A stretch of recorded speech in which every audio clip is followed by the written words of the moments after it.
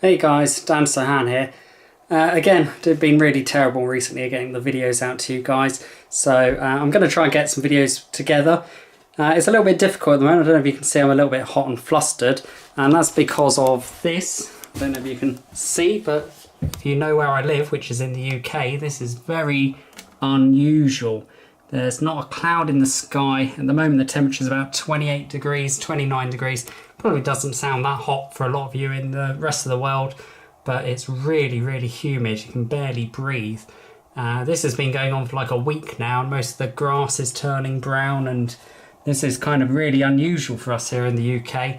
And even better is the weather forecast suggests that this could go on for another week or two yet.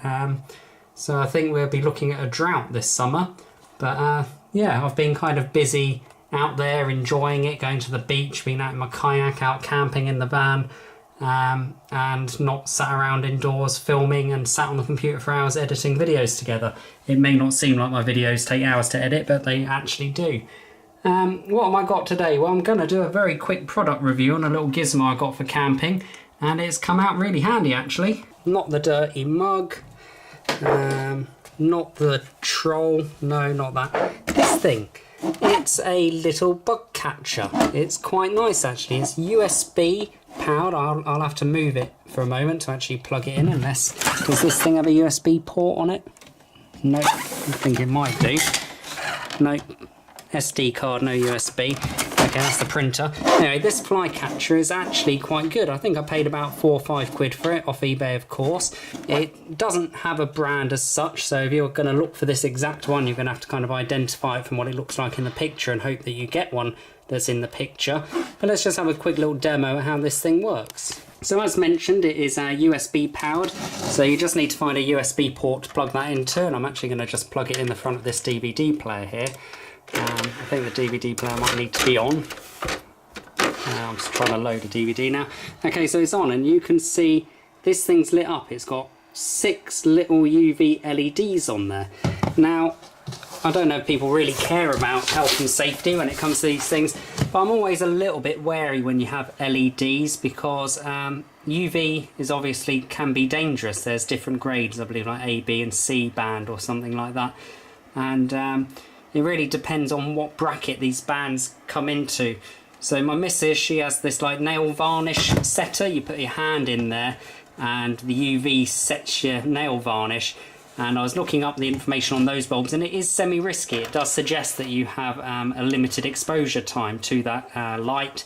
You don't want direct eye contact, and you should only have your hands under there for a few minutes, which is fine when you're doing nails. But it does warn that very long exposure could cause sunburn. Now I did check the data sheets on these LEDs, because it did actually mention the nanometer wavelength, and it is suggesting that these ones are absolutely fine. They're the lowest intensity, and the kind of wavelength is that such that it doesn't really bounce very well, and as soon as it comes into contact with anything, most of the energy is absorbed. So that is good. Hopefully not going to burn your eyeballs out. And actually, even in daylight, we're in broad daylight here, it does produce quite a nice blue glow to it, or a purpley kind of glow. And it's that glow that is supposed to attract the bugs to this bug killer. I think I mentioned it's a bug killer. If not, that's what this is. It's a bug killer. What I'm going to try and do is open it. Now what this does is the LEDs, as I mentioned, attract the bugs in.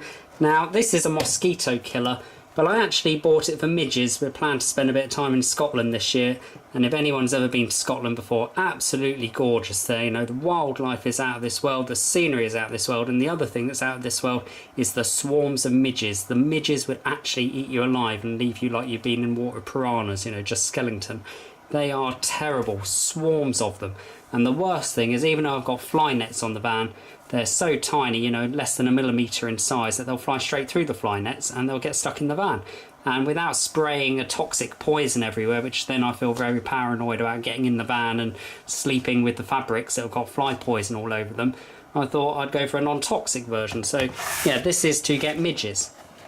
Now one of the concerns I had with getting midges for it is, one, are the holes too big? They're designed for mosquitoes, but will they just let midges out? And I'll get round to the verdict on that in a moment. So anyway, fly has been attracted to the blue light, And then there's quite a silent fan in here. Don't know if you can see it spinning away in there, but there's a nice little 5-volt fan, and it's supplying a little bit of suction here. And the idea is that the mosquito or the fly is going to fly into here and get caught in the draft. Doesn't physically feel like a lot of draft, but it must be enough to get mosquitoes and stuff. And then they're going to go in through that grill, past the fan, and they're going to get captured in this bottom box here. Now that doesn't kill the bug still has to die. And what it suggests is that you actually leave this thing running for a number of hours. It does say that if you've just caught bugs and you turn it off, the bugs will fly out, so you need to leave it on. And the wind passing the bugs is apparently supposedly going to dehydrate them over a period of time, or probably just tire them out and kill them. And what will actually happen is they'll just remain sat at the bottom of their nice little tray of dead bugs that you can tip out in the morning. Now, I haven't taken this out for a field test, but I did leave it running overnight just in the living room, and I've not seen any bugs or mosquitoes in the house yet. So we'll have a quick look and see what it did, if it caught anything. You can see they're very basic construction. They've not even put 4 screws in the bottom. It's just enough. But again, you know, it was quite a lot of plastic for cheap, plus a fan, plus 6 LEDs. As we look into this container, I don't know whether we'll see it. Yeah, there is evidence of catching some midges, which is exactly what I wanted. I don't know if we're going to focus here, whether I can zoom in. Let me get a bit further away and see if we can focus.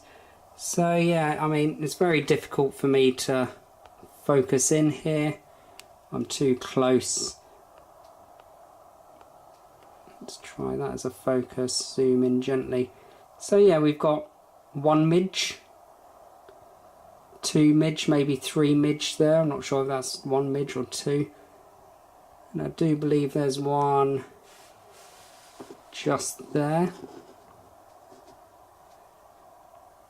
Okay, I've lost that now. Come on, back in. There we go.